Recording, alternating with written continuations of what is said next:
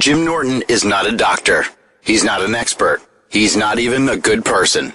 The views, opinions, advice, and humor of Jim Norton does not reflect those of any doctor, of SiriusXM, of Opie Radio, or anyone else. They are solely those of Jim Norton, Lyle Chipperson, Edgar Mellencamp, Paul Hargis, and whoever else lives in that chinless head of his. If any of this advice goes wrong, you are the asshole who called a comedian instead of a doctor.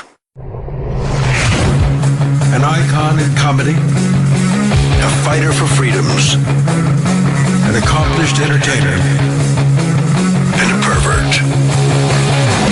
You've got problems, he's got problems. You've got questions, he's got answers, some of which are good. Call now, 866-WOW-1-WOW. That's 866-969-1969. This is the Jim Norton Show.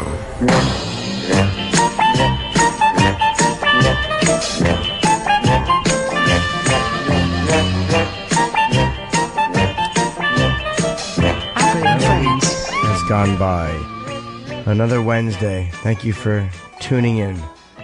The irony of taking advice from someone who has achieved mediocrity. I guess, my week has been uneventful. I'm a little like in a shit mood today. Nobody's fault, of course, but my own. Just, working with this mortgage and trying to get it done. And it's happening. And it's not that I'm ungrateful for things that I have. Like, I know intellectually, like in my fucking head, I know like I'm lucky and I'm doing well. And, all that stuff I could write down on paper and I could say the right things and I could say them like I know. But it doesn't always translate into the way you feel.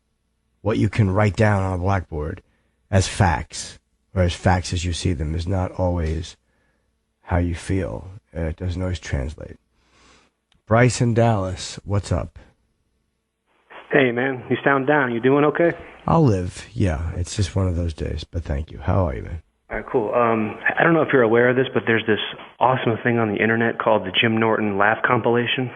Yes, I have actually. It was funny. I watched those, and they really made me laugh again, because I guess the things that made me laugh the first time made me laugh the second time. I was just curious, like, in either incarnation of the show, the O&A show or the Opie and Jim show, is there, like, one specific time that you remember, like, laughing the hardest? Like, what really, like, in your memory made you laugh, like, really, really hard? Is there one time that sticks out? It's so... It's almost like when you get to a certain laugh level, yeah, you can only... It's almost like if you're in a plane crash... And you say, what did the most damage when you plummeted from 15,000 feet or 18,000 feet? Between those 3,000 feet, it's hard to tell the difference. And that's the way it is with certain laughs. Like, one of the hardest laughs I ever remember having was the poker chips, when Opie threw the poker chips at that girl. But the video we were doing back then is not as strong as it is now. Like, but I can remember for a long time that was the biggest laugh I'd ever had on the show. When there's been things Anthony said, like, when he said, Mama, these for you, when we were doing the Connor Peterson thing. Yeah, I remember. These songs about Lacey and they oh no, not Mama, these for you. The line was, Mama, these for you. It was a guy trying to sing an emotional song about Lacey and Connor Peterson. And he said, Mama, these for you. And Anthony said, it's a bouquet of seaweed. And that made me howl. So many things like that. Like, I remember the Neil Patrick Harris is one of them in that when he said that mudslide with your fist. There's just certain things that just hit me as hilarious. But to find when Otto said the fucking hay in her excuse me, cunt and asshole, Otto had the ability to make me laugh like that. That was one of the biggest laughs I ever had on the show. It was Otto doing that thing about her fucking ordering a Twistex or a laundry bag to put her head in. So I can't really name one, dude. There's a few of them right there that I can remember from the top of my head. But there's other times when Dave Attell when Patrice died and Dave Attell said, come on, people, hurry up. We have to get a purple suit and a giant coffin. We were all depressed, and he made that fucking hilarious joke. Like, you know, there's been so many moments like that, which, you know, I've been lucky in that, you know, I've been in a lot of situations where I get to be around some extraordinarily funny people and some extraordinarily funny moments. And I've had a lot of them.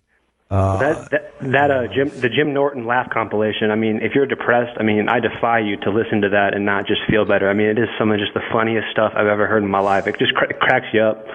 Yeah, man, I did enjoy listening to that. Whoever put that together found some really cool moments, and you know, I was happy that they did that. So thank you for the call. All right, I hope you feel better. I'll live. Thank you. Hi, Demetrius in Queens. What's up? Hey, Jimmy. First time caller. Basically, I come from a very conservative Greek family, and I've always wanted to venture into stand-up and try to, you know, test the waters. What would you say would be the best way to attack that? Would you say to maybe put some stuff together and go up on stage and see what happens? Or should I just go and eat a bag of dicks, basically?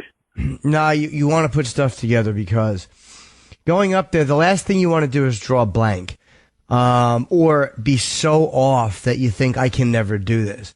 If you have prepared material and you go up and bomb, at least you can like listen to the tape, or at this point in, you know, 2015, you can watch the video and you could say, oh, I look really nervous. Maybe next time I'll try not to look as nervous, or, oh, I didn't deliver this joke clearly, or I looked away, or you'll have something to go on. But if you go up there, it's a much different experience than a lot of people, myself included, think it's going to be. So you should tape that moment, and you should have some material prepared. Had I just gone up and tried to wing it, what would have happened to me is I was used to getting laughs from my friends, but I didn't know how to establish that relationship with the audience. So you'll go up there and you'll have a couple of jokes that bomb, and you'll go, oh my God, and you'll lose faith, or lose total faith in that little thing that you thought made you funny, and you might blank. So absolutely write material down. You know, look at it like it's a real thing, man. When you improv on stage, you want to have like a bunch of, it's almost like leapfrogging, say from, you know, lily pad to lily pad to lily pad. In those moments in between the leaps, you know, the lily pads representing written jokes or material, you can play a little bit. And then if well, nothing's here. Okay, I know I can try this joke, but you don't want to go up there totally naked. Okay. Okay. Yeah. My biggest fear is, I think, upsetting my family, because they're very, you know, they're very conservative, and they don't really, you know, they want to be, you know, have a good thing to fall back on, and I don't know. I think I need to get over that. Well, yeah, man. Because how old a guy are you? I'm 21. Yeah, that's how old I was when I started. Your family is not. I mean, they'll be your family for the rest of your life, but they don't. What their political beliefs or religious beliefs or whatever it is not important to you and what you do in your adult life. And if you want to try comedy, you got to be true to that, and you got to be true to who you are as an artist, and you're not doing it to please your parents or your girlfriend or your siblings. You're doing that because you want to express something, or you want to be something, or whatever it is you want to do. So be true to yourself on stage. If that's to be a pig, be a pig. If that's to be clean and Cosby-like as a comedian, then be that. But don't do it for anybody else but yourself, and don't try to please your family. Because that will run out, and you'll feel like a whore, and it won't feel good. All right. Thanks a lot, buddy. Okay, man. Good luck, but don't forget to try it. Don't put it off. You're 21. Just fucking do it, and give yourself a bunch of tries, okay? I will, Jimmy. Thank you so much, man. Go, buddy. Good luck. Hi, Scott in Atlanta. What's up, buddy? Dude, Hey. listen, I love your show, and I listen to it every Wednesday. Thank you. It's one of those things that I look forward to. So when you're down, man, it makes me even further down. But I've been 378 days sober, and then I found out today that my wife has been having an affair with my uncle. Wow. And yeah, it's really messed up. Did you suspect this before? How'd you find out? Text messages. You know, she was always guarding her phone, and she would sleep with her phone under the mattress, and would never let me. Yeah, and so I knew something was going on. Sure. And I tried to get copies of messages or what have you, but I eventually was able to get the phone number that's going back and forth, and I realized that it was my uncle. Now, how old a guy is he? Is he like an old uncle, or is he like my Uncle Mike was the cool uncle? He's kind of like my age. No, he's 58. And they're really fucking. I mean, it's like a full-blown affair, not just texting. Not just texting, yeah. It's a real affair. Okay. No, it's real because I read some of the messages, and it matches up with times where she said she was going to be somewhere, and, you know, and all that kind of stuff. And I'm just, you know, I was really, really, really on the rocks here, man. I'm just kind of driving now, listening to you, just trying to take my mind off. I really don't know what to do. I mean, she was the love of my life, and she's, you know, beautiful, and I'm kind of kinky, and she'll do pretty much anything I say. So it's like, I'm never going to find another girl like her. Well, let me ask you a couple questions. Did you talk to her yet? No, I just found this out like an hour ago. Okay, well, I guess you have to. I mean, you know that you can't go out and get fucked up because that's not going to help anything. It's like, you know, these things happen, dude. Like, all bad things happen when we're sober. It's not like, you know, you get sober and all of a sudden life changes. I mean, life is still great and life still sucks. But the difference is, it's just, okay, now how do I deal with it? Or how do people deal with it? So at least you're not going to fucking drive into a pole. Like, that's one good thing about being sober. Or you're not going to go home, hopefully, and fucking break her jaw or do something. You know what I mean? It's like when you get fucked up, you lose control. But at least you know that's not going to happen. So, I mean, look, you might have to leave her. You might have to. Is she a codependent? Like, do you think this started when you got sober? No, not at all. I think just, you know, she's, I guess, yeah, maybe it did, because when I got sober, we stopped partying. Is she still partying? She still likes to do that. Yeah, you know, she doesn't do it around me, but she likes to go out, and you know how a bunch of girls, they say, oh, we like to go out and drink wine and dance, and, you know, half of them are sucking dick, but it's like, dude, whatever. You know, and I was hoping today you'd be in a good mood, buddy, but you're not. Yeah, I mean, I'm not angry. I don't feel angry, and I don't feel. Gonna get your place? I think I'm going to. Yeah, it's amazing how, you know, the outside stuff doesn't matter. I mean, it's great, and you know, gratitude's really important. But then there's those days where you're just like, I'm a worthless piece of shit, and it's not even a rational thing. It's not like I'm saying that because I want people to say nice shit. You know, I'm just giving you the internal monologue that we all go through. We all go through it. But, you know, look, the only thing I would suggest is call her on it and talk to her and see what she says. Maybe this will be the catalyst that gets her to change and you can forgive her. Or maybe you have to leave her, but at least, look, you're a year sober and you found out. So, you know, either way, you're going to live and you're going to be okay. You may have to go through some more unpleasantness. But she's also going to go through a lot of unpleasantness because now she has to deal with the fact that her spouse knows she was fucking his uncle. And your uncle has a lot of unpleasantness to deal with. So you're not alone in it. Even if they keep hooking up, there's no way they're going to feel good about it. So just don't get fucked up. That's all. I understand. It's also messed up, though, because she's black and he's white, and he's like an old Southern Georgia white guy who says he hates black women, and now he's, you know, doing that, and it's like, goodness gracious. And maybe for them it's a weird conquest thing, or a weird meeting of thing, a taboo for both of them, maybe. Thomas Jefferson type thing. I don't know, man. Who knows? Who knows? I mean, but you got to confront her. You got to talk to her. Yeah, we got 6 kids, too, and we were just about to adopt this Korean baby, but, you know. Why do I sense that you're fucking with me now? I'm not. I'm not at all. Okay. How old a guy are you? I'm not at all. Oh, see, I can't even call without people think I'm fucking. That's how fucked up my life is. No. It's just I just feel I'm sure maybe you are being truthful, but it's just that it seems like you're adding things in, but maybe those are all just real things. No, I mean, I'm having a conversation with you. You know. Okay. How long you been married? 3 years. So you've had 6 kids with her in 3 years. No. I haven't had 6 kids. I said we have 6 kids. Oh, Yeah. Oh, combined. Yeah. Oh, okay. Well, dude, you got to talk to her. That's all I can suggest, and see what she tells you. And if she tells you anything that's believable or that you can live with, but that's what you got to do first. The only advice I give you is, talk to her and don't let it get physical. That's the only advice I can give, because I know that sucks. All right. Yeah. All right, Jimmy. Thanks, buddy. I pray for you, and I pull for you, and I want everything good for you too. And thanks for helping me, man. Thank you, man. Good luck to you. I'm sorry that happened. Be good, buddy. Yeah. Goodbye. Jerry in California. Hey, buddy. Hello, Jerry. What's up, bud? Hey, Jimmy, you there? Yes, I am. How are you? All right. Hey, wow, after that last call, I'm actually looking at, unicorns, jizzing rainbows there. Yeah, I understand. I just wanted to call in. I've thought about calling in before. I'm kind of nervous, first time call, and I really, really like your stuff. I've been listening to your show 6 or 7 years, and I just kind of started taking some of the things that you said to heart. And I quit smoking about 5 years ago, and I put on a lot of weight. And 3 months ago, I decided one day when I went to the doctor and they said I was on the verge of diabetes, that I was going to do something different.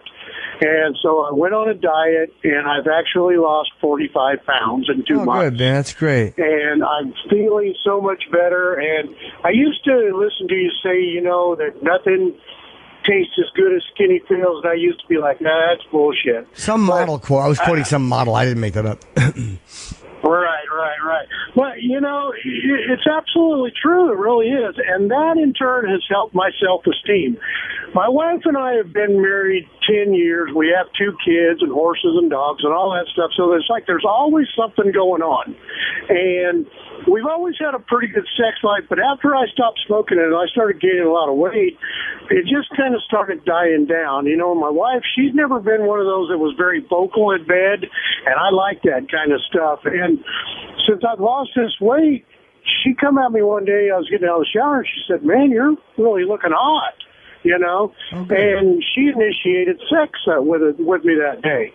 And so when we were not having sex, I started talking to her about how much I'd like her to vocalize and try new things and this and that. And we've just been banging it out on a regular basis here lately. And the last time, we were just getting after her, and I was really having trouble coming for some reason because I didn't want to come. I was into it. And so she got me up on my knees and stuck her finger in my ass and was blowing me.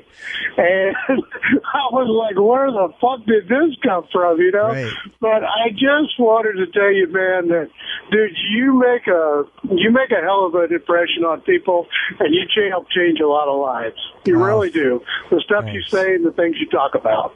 Thank you, buddy. I'm happy to hear that you lost the weight, Jerry. That's good. Congratulations, man. Keep going, all right? Thanks, Jim. Good talking to you, buddy. Cheer up. Take care, man. Hi, Sam in California. Your sister's going into a rehab. Hello. Hi, Jim. I'm calling you again. I've talked to you about once or twice before, and I just want to say thank you so much for taking my call. Sure. I have to agree completely with the last caller and the fact that you've really found a way to reach out to certain people in this country, this world even, that don't necessarily know how to react to certain things. In my personal situation, I'm dealing with my little sister who is 19, and she has recently decided that she needs alcohol rehabilitation, and it's kind of caused a major concern for my whole family. We're in California. We're in the wine industry. We're in the wine business, and it's kind of just this big alert that's come to our family. And as her family, I want to know what would be the best way that I can be supporting her. I've already started Al-Anon classes with my mom and my dad, and she wanted to know from somebody who's been through those situations what you could recommend to making her transition as easy as possible.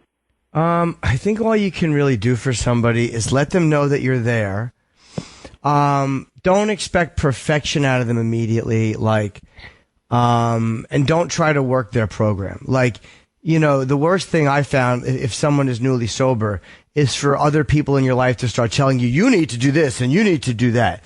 Sometimes just being there for a person is important, and you can give her your opinion, but don't give her your opinion all the time. Sometimes sometimes people just want you to listen. I don't mean listen and do what they say. I mean just hear them.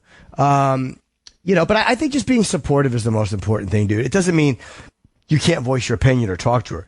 But I think when somebody's brand new and going into rehab, just let them know that you're there for them when they come out, and let them know that you guys support them. And don't worry about the business. You know, I knew a guy who was sober for a long time, and his name was George the bartender, because when apparently he got sober in the 60s and tended bar for 17 years and didn't drink. So you can be in any business.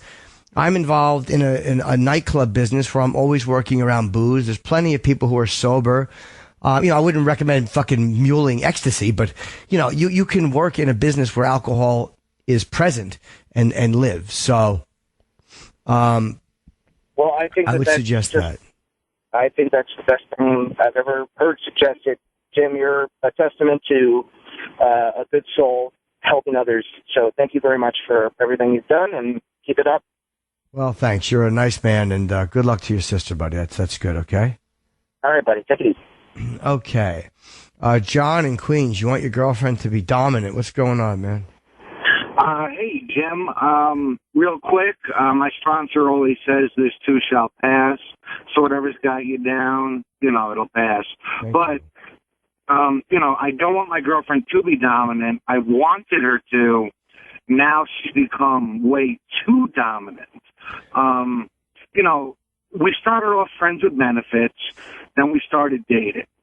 And, you know, like, she knew her way around the bedroom, but, you know, I kind of taught her to, you know, play with the balls, and, you know, I like the asshole getting tickled, whatever, you know. But I got a package the other day from Amazon, and there was a gag ball in it. I didn't tell her that it came yet, you know. But now when we're having sex, she's, you know, like, I've asked her to be more, you know, seductive, more authoritative, more, you know, dominant in the bedroom. And it's like I've opened Pandora's box. Like the other day, I'm ramming her with this dildo, and I swear, true story, she takes on this persona of Kim, because she's got an obsession with Kim Kardashian. Well, like we both do. And, you know, I'm sitting there, you know, well, she's lying down, and I'm fucking her with this dildo, and she screams, "Give me that black cock, you peasant piece of shit," or something like that. And it's getting to a point where it's like, first of all, I'm white, I'm not black, and, well, maybe she's fantasizing about black dick, or she's experiencing playing with cuckolding a little bit. Like, what color is the dildo? Beige. It was a regular, you know. So did it bother you that did it bother you she said that, or was it just something you weren't expecting? Not exactly. Something I wasn't expecting. Afterwards, it bothered me. I was like, wait a second. Like, who was she thinking about when I was, you know, not fucking her, but playing with this toy inside of her? Who was she fantasizing about when we're having sex? And, well, it doesn't matter. Here's what I'm saying. Because, I mean, again, unless you don't like what she's doing, but we're all going to have little missteps when we're trying to satisfy. So if you want to talk to her, do it outside of bed, I would suggest that. And you don't want to come off and go, what the fuck was that? See how it goes. Because if she's just starting to do this stuff that you want her to do, you don't want to, like, splash cold water on her and make her afraid. Like, that's the thing people are... This is what happens is a lot of times women especially are afraid to just let it all out in bed because they're afraid that we're going to judge them or they're going to look stupid or like whores. So maybe you want to let her explore this a little bit if it's brand new. And just see, like, maybe she's fantasizing about black dick. I'm not saying that but like if she is, I mean, you have to deal with that however you want. Sure, but you're not going to be able to. Example. What's that? Like Whatever it is. Like who knows? The gag ball might be for you to put in her mouth. You're right. But then also one night I'm like, hey, baby, let's come up with a safe word. And she looks at me and she goes, what? Pussy? That you're a pussy and you can't handle me and you can't handle this? Like, so she turned into this kind of passive, normal sex. We'd start off with fellatio, oral, regular sex, sometimes anal, and that's it, to her taking on this completely different persona, and she's really digging it to a point where I'm kind of like, baby, you got to slow down a bit. And she's kind of, the roles have changed. Well, I mean, again, you could talk to her outside of bed and do it really gently, because you don't ever want someone, like I said, man, the thing that turns me off the most, if I feel somebody is trying to shame me about what I like sexually, or trying to go like, oh, what's wrong? Like, I fucking lose every ounce of interest in them. It doesn't mean they have to like everything I like. And the same would go with you and your wife. There could be things she does that you're like, all right, that was a bit more than I signed up for. But I would say if this is a new thing, let her explore for a little bit, because you open this Pandora's box. Let it stay open for a little while. Don't just slam it shut, because then it may never reopen. And you may go, fuck, man, I would rather have her go a little too far than be way mellower than I want. And she may, this whole black dick thing or whatever, she may say that a few times. It may be something she tries, not with a guy, but I mean with you, like fantasizing. And then it may run its course. It doesn't mean that you can't talk to her about it. But if it's one of those things that it's like, this is brand new for her, I would say let her explore it a little bit. And then if it is consistently like, whoa, way beyond, then you might want to go, all right, like, what do you enjoy? What don't you enjoy? Because again, she may right now just be like a fucking kid in a candy store grabbing for candy, and she may be eating stuff that she doesn't even really want a second time. You know what I mean? Yeah, without a doubt. I just got one last question. You just don't want her to grab too much black licorice. I understand. What's that? One last question for you, Jim. You're funny, you're smart, you're in good shape. How are you single and not married yet? Oh, sir, go on. Great advice. No, seriously, like you're brilliant. You have great advice. Because you're a cat, my friend. You're a cat. Oh, you're a good egg. No, it's because I have become greedy, and I cannot settle on anything, and I find flaws in everybody because I'm greedy, because I'm afraid. I mean, that's why I'm single. I'm afraid of settling down and then realizing that this is the end of my search. It's probably a fear of getting old. I'm not saying it's rational. Yeah. No, it's not. Are they good enough? It's just, is it enough? It has nothing to do with them. It's my greed. Thank you very much, John. Good luck. Okay, Thank you, Jim. You're the man. Take care. Oh, I think it's more, to answer John, I think it's more my greed, and that's not a reflection on anybody but me. I'm just a greedy motherfucker. Jeff in New Jersey, what's up, buddy? Hey, Jimmy. Pleasure speaking to you. It's an honor. Thank you, man. Hey, got a question. I'm your average, and I say damn near in every single way, average white American male. Okay. I'm not super hung. I'm not Superman. I work a blue-collar job. Sure. I guess the only thing that makes me special is I got the pleasure of having two women. I get loaned out to my wife's best friend.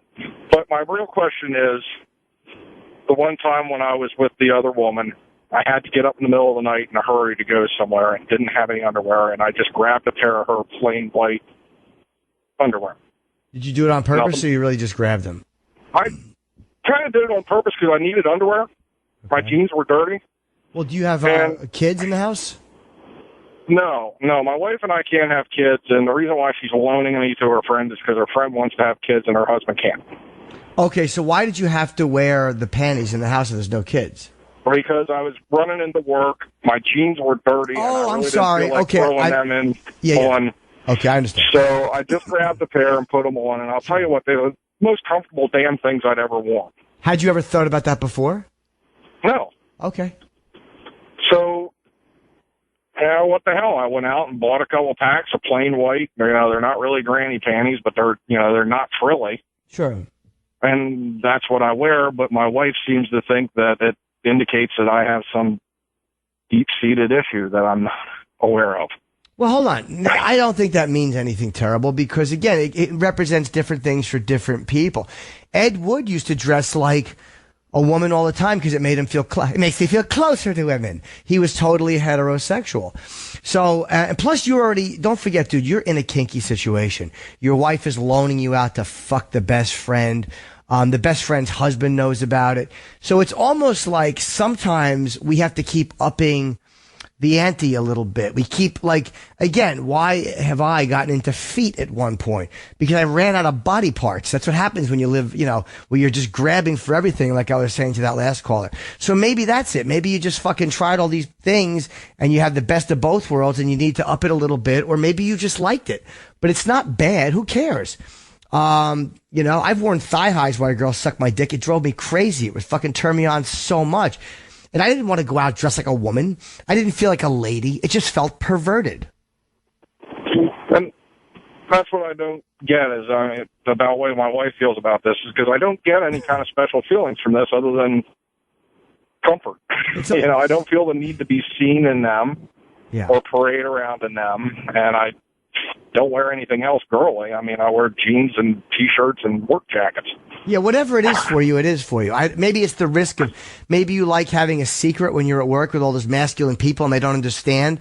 Or you like, maybe it helps you think of a fetish in a way or something like that all day. Who knows?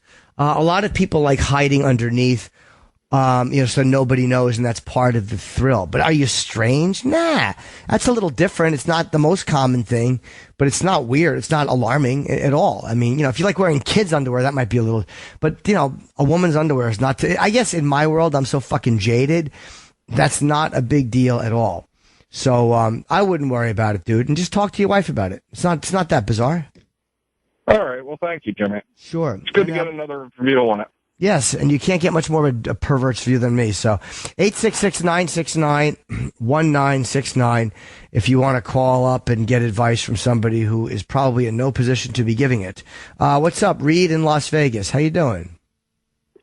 Hey, Jim. How are you doing? Cool. I thought you were my friend, Reed. What's going on, buddy?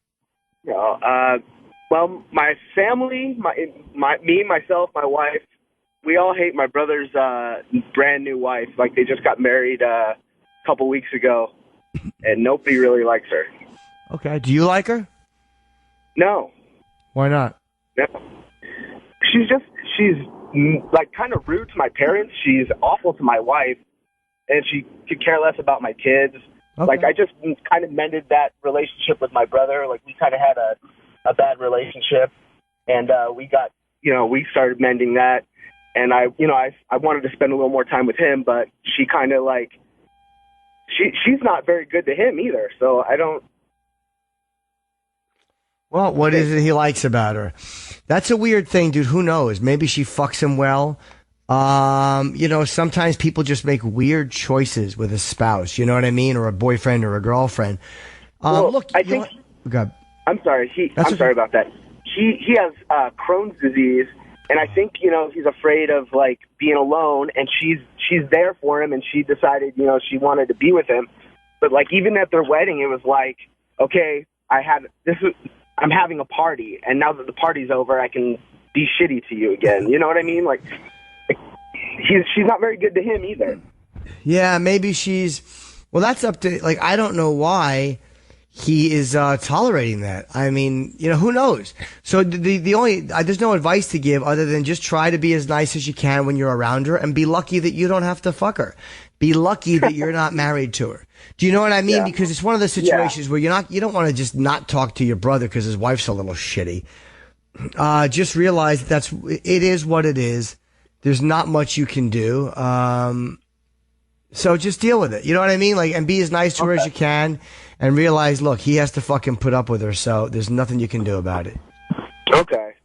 I appreciate the advice, Jim. Thank you. You're welcome, buddy. Be good. Hi, Christina in Nashville. Hello. Hey, how are you? I'm okay. What's going on? So I need like a guy's point of view on this. And so my husband and I have been together 13 years, married for 8.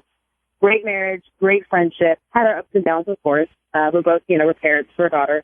However, the sex is just not there. Like, I'm way more sexual than he is. Sure. And he doesn't ever really pursue it. And when we do, unfortunately, he doesn't finish. And we've been to couples therapy for this. We've been therapy individually on our own. And he says it has nothing to do with me. And I'm just at this point that I don't even know what to do anymore. Like, he's gone, checked out, for urologist or whatever, and for testosterone and such. And they say he's all good. It's not his testosterone. Was it always like this? So the first 2 years we were together, it was like hot and heavy, full on. And then after 2 years, it just has gone, like, he hasn't finished since then. Now, he hasn't come, and how long has that been? 11 years ago. He hasn't come with you in 11 years? No. How many kids do you have? One. And did that happen right at that time? Oh, no. We had to go to fertility.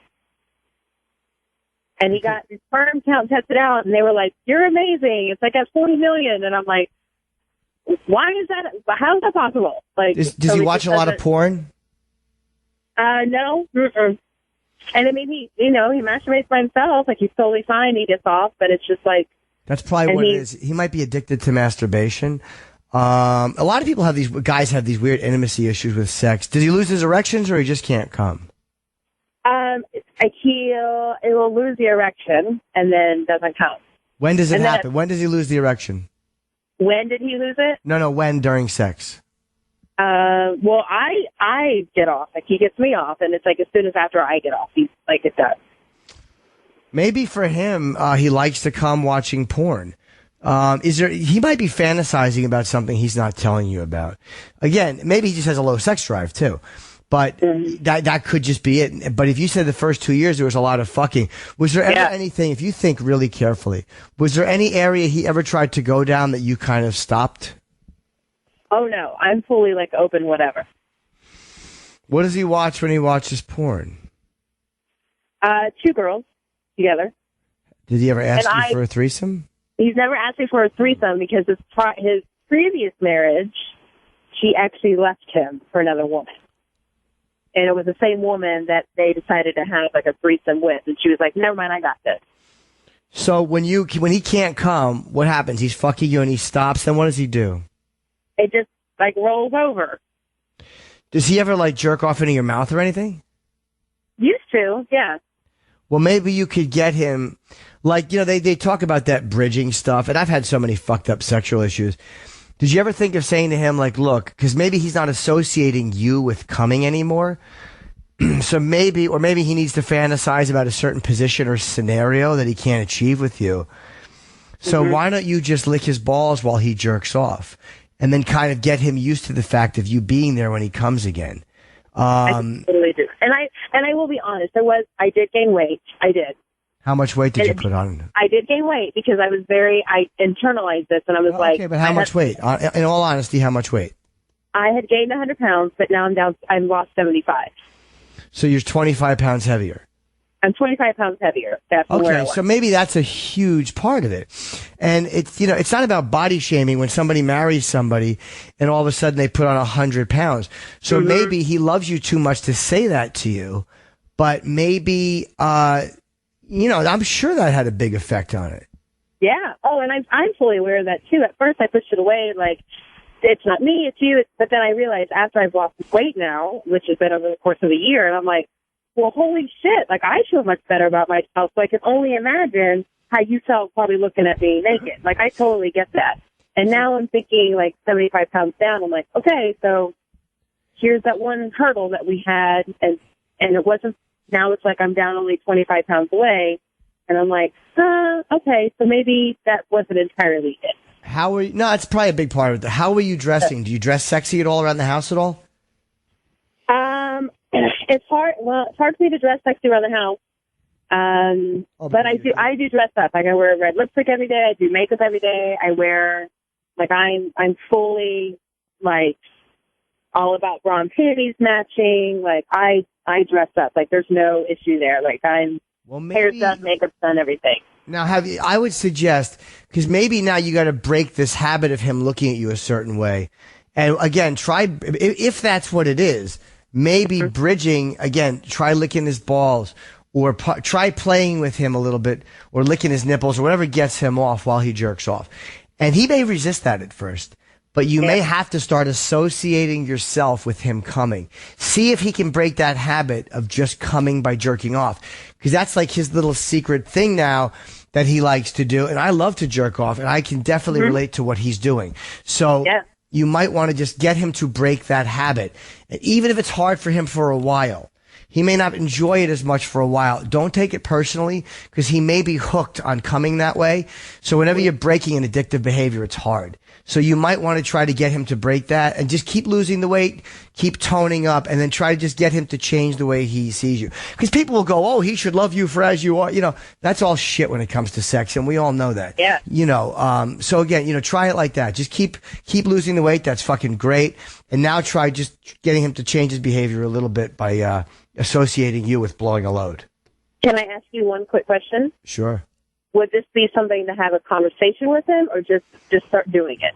Try it slowly, but you don't always want to, as they say, expose the man behind the curtain. Sometimes talking about things helps. Other times you don't want people to, sometimes it's just sexier to let it happen. So just talk to him. Try a couple times getting him to jerk off into your mouth or onto your face or whatever it is. If he resists that, then maybe you have a conversation with him. But don't even let him see what you're doing at first. Maybe just kind of slowly it will begin to happen. You know, just see if you can do that. And then if not, I'm just saying what would work on me. If that doesn't work, then maybe you could go sit down and go, look, and then talk about it, okay? All right. Thank you. Good luck. All right. Bye-bye. What's up, Chris in Phoenix? You're bipolar. Hello. Thanks for taking my call. So I'm bipolar. I just, finally started to accept it and start taking medication maybe like 2 years ago after I, had a failed marriage. But I'm still young and I'm having a really hard time dating, mainly because, chicks, like, I feel like I need to tell them, which I don't tell them right off the bat, but I do just because, I don't know, I feel I'm accepting it, I guess. But when they find out, either they leave or when we start dating, they find out that I'm pretty open sexually. I have some fantasy of my own. They think they play it off like, oh, that's because you're bipolar and blah, blah, blah, blah. And I just can't seem to hold a relationship. And I feel like it's almost like a curse to accept, I guess. How long into it do you tell them?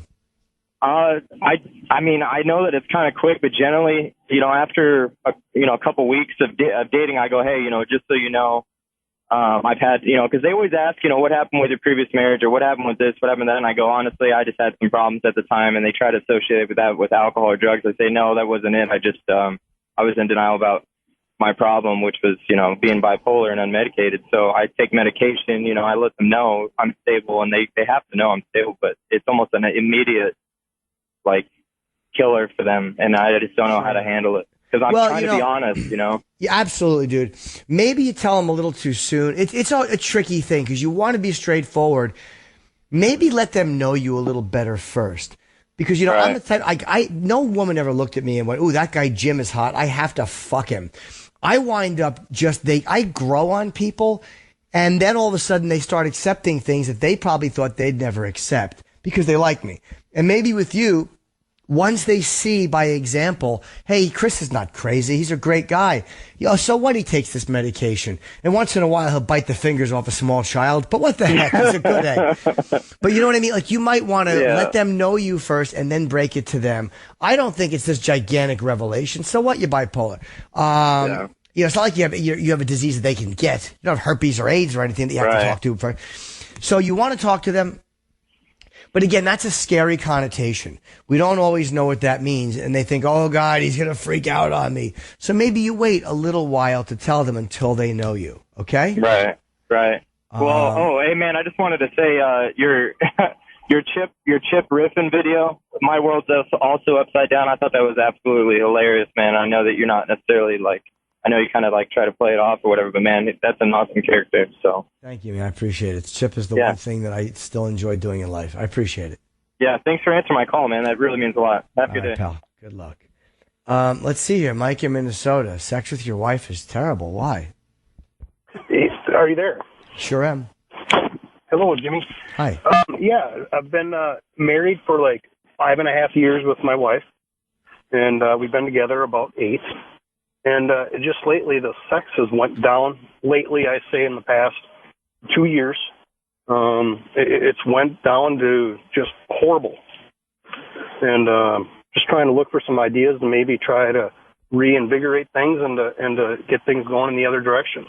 What's horrible about it? Well, she never has any desire really to have sex, and well, the last one of the callers talked about putting weight on. That's normally the first thing I ask when sex dies down. Have you or her put weight on? No, I've pretty much maintained my weight. You know, she's put on 10, 15 pounds.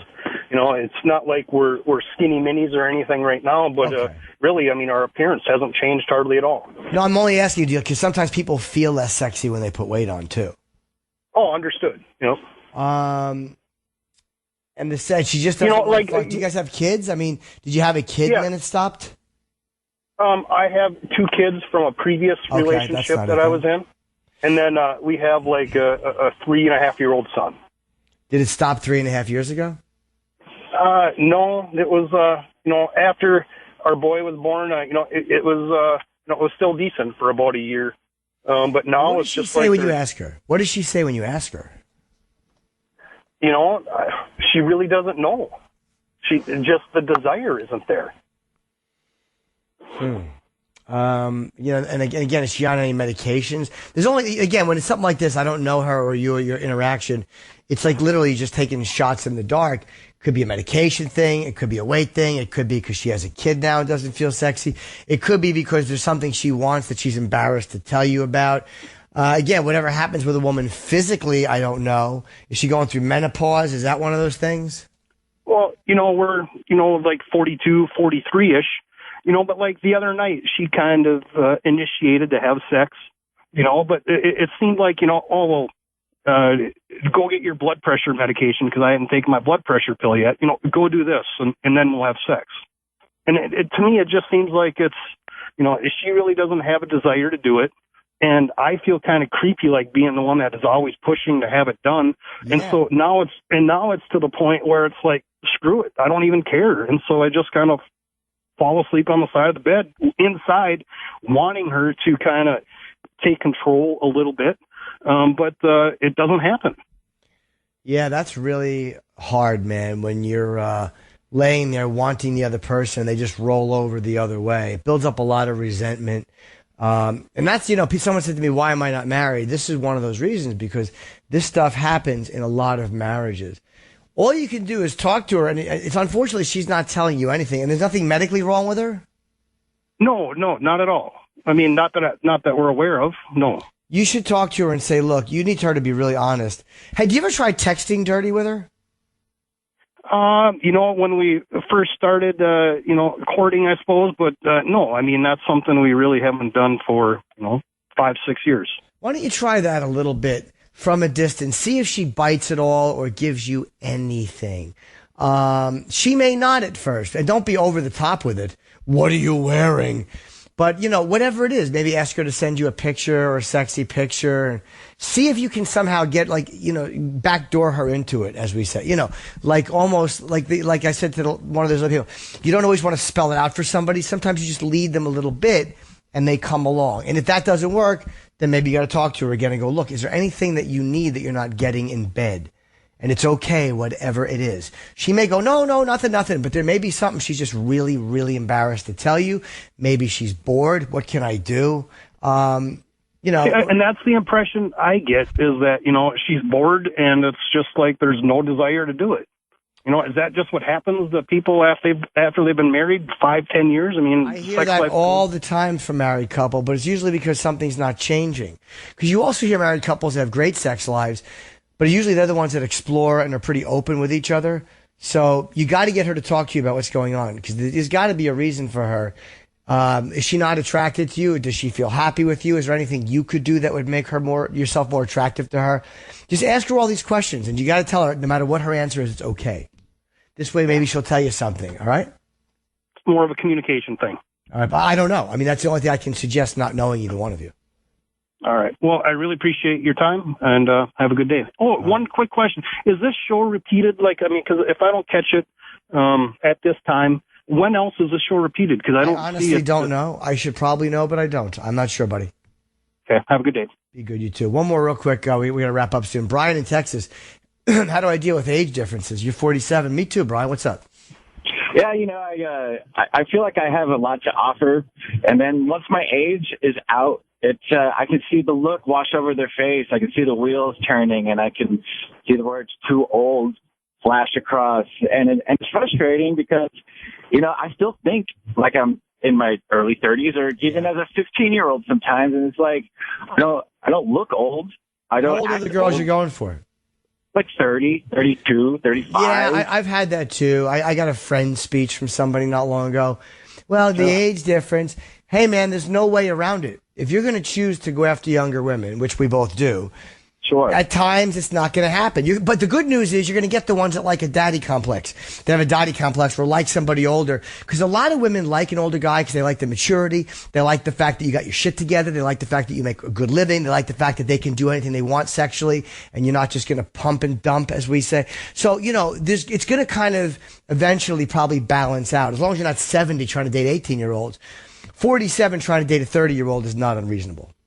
No, it's not unreasonable. It's just a weird, sort of prejudice that I'm trying to figure out. I can't wrap my mind around it. Well, look at it this way. You have a prejudice, too, against certain age women. You're going for younger. So they have the same thing you do. So, you're going to have to suffer from the same thing that you're making other women suffer from. Women who are 38 might look at you and go, I kind of like this guy, but I'm too old for him. What the fuck? So, it's like you live by the sword, you die by the sword. That's how it is for me, too. That's very smart, man. I appreciate that. Enjoy it. Just, take the ones you can get. And when you can't, realize, hey, man, that's the way it is. Everyone wants to fuck a 19-year-old. Sure. Right. We all do. You know what I mean? So don't let it get you down, dude. Just realize that when you're 47, a lot of them are not going to want to date you. But it's okay. It beats being dead at 30. Okay? Good point. All right, buddy. Be good. All right, man. All right. Sorry, guys. We got to wrap up. There's still the phone lines are fucking jammed. Thank you guys for calling. And I appreciate it. I'll see you next week. Goodbye. Thanks for listening to The Jim Norton Show. Hear all that advice whenever you want to on demand at SiriusXM.com/on-demand. On SiriusXM is real.